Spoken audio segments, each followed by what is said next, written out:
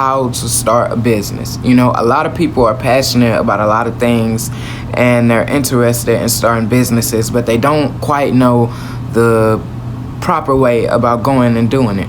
So here are a good 10 steps to starting any business. Step 1, do your research.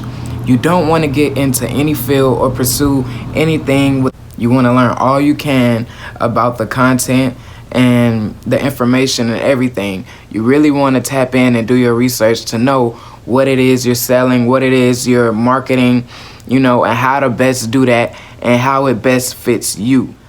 Step number 2 is to make a plan.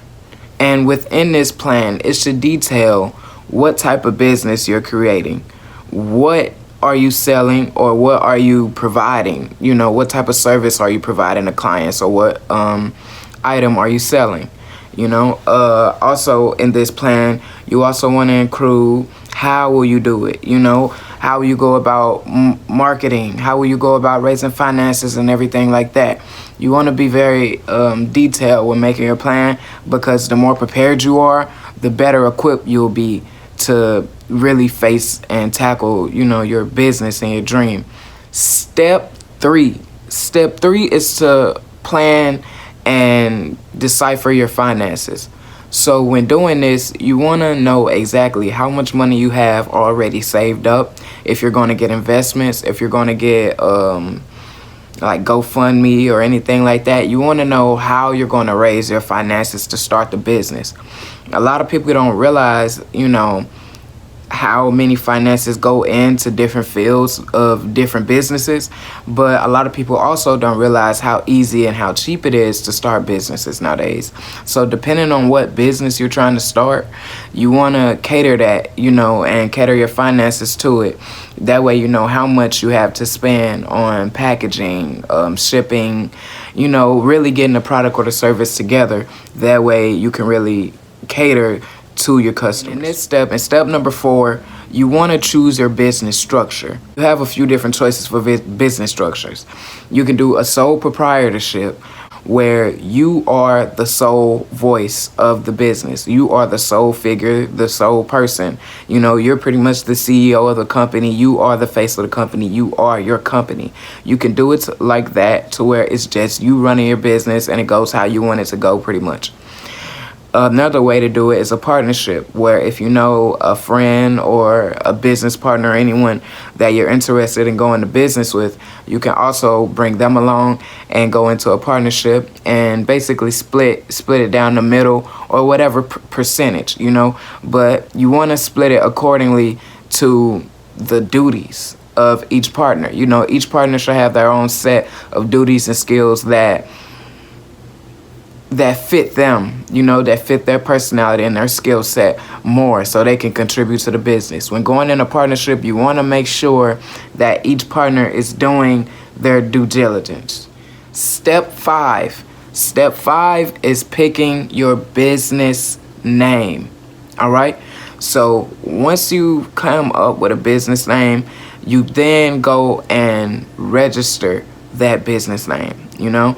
So what this is doing, this is getting a license or a certification or whatever, saying that your name is your name, it belongs to you, getting it copyrighted or whatever.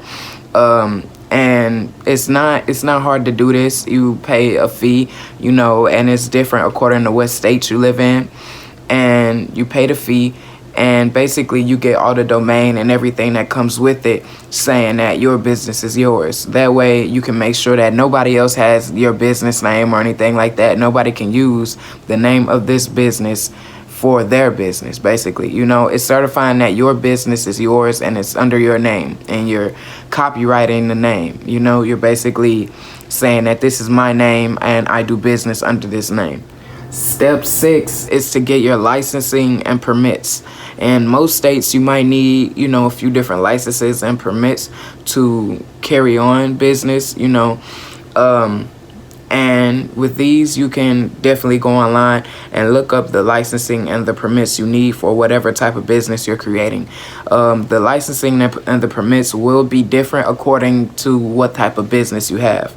So when you're thinking about what type of business you want to have, you want to be thinking about what type of licensing and permits you might need with that also.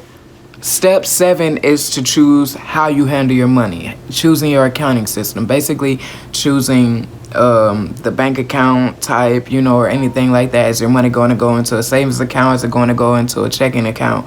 Are you going to have an accountant look over your money? Anything like that. You want to figure out the details of how you're going to handle your money, how your accounting system and financial system is going to work. So when people pay you, how are you going to get the money and how are you going to invest it back into the business? Step 8 is setting up your business location. It's important when setting up a location that you find a location that really caters to the essence of your business. Not all locations are going to be prominent locations for all businesses.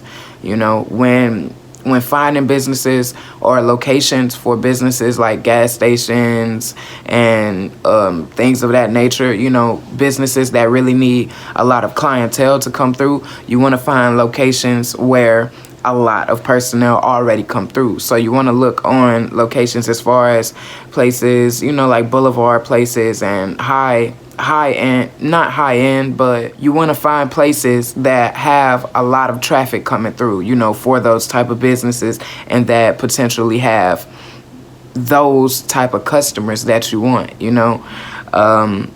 If you're at a gas station, if you own a gas station, people are not going to come there to watch a movie, So you would need 2 different types of locations for a movie theater or for a gas station or for a hair salon or whatever. You want to make sure that your location caters to your type of business. That way, the business is very efficient. Your location has a lot to do with your success in the business. Step 9, which doesn't really have to be the last step, but I just put it on here, in this order.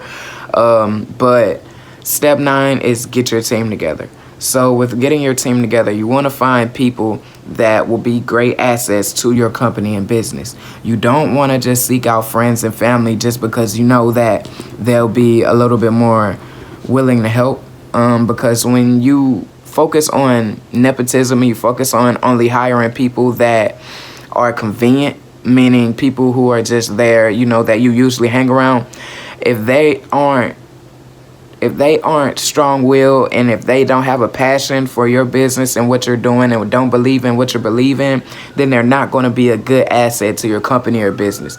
You need to make sure that whoever you hire on your team will be a good asset and cares, enough about their job and their duty and about the business that they're working for to actually be a good asset and somebody who will be a good contribution to the team. And the last and final step, but not least, which is step number 10, is promote and build your business. Now we get to this step, and this is basically marketing and actually following through with your business and your business structure. This is creating, the different types of marketing strategies and everything that you want to go and get customers and what you're going to do with those customers once you get them. You want to get the customers and you want to bring them back. Having loyal customers is a lot better than having a lot of customers, with some businesses, because with some businesses, quality is better than quantity. And there are some businesses where quantity is better than quality, in some aspects. But you want to make sure that you promote and market your business clearly. That way people know exactly what they're getting and what they're coming for when they come to your website page or anything like that. They know what your business is about and what you're trying to push and sell or provide. These are a few easy steps to creating a business. If you have any questions, go ahead and DM me or anything like that. You can also email me if you want to know a little bit more about how to start a business or, how to create a business that you're more passionate about. When creating a business, you want to know and you really want to focus on the hustle aspect of it. Don't confuse activity with you don't want to confuse activity with progression, basically. You know, just because you're doing something doesn't mean that you're progressing, doesn't mean that you're moving forward, doesn't mean that it's helping you. You know, you can stay still and swim in place, but just because you're moving doesn't mean you're getting anywhere, doesn't mean you're getting any further, or you're developing or becoming better. You always want to hustle, grind, and be consistent with what you do. You know, the results are not going to come as fast as you think they are. You know, the turtle, you know, wins the race eventually. It might not be, you know, as soon as you want it, but it will come in time due. You know, as long as you hustle for it, hustle always beats talent.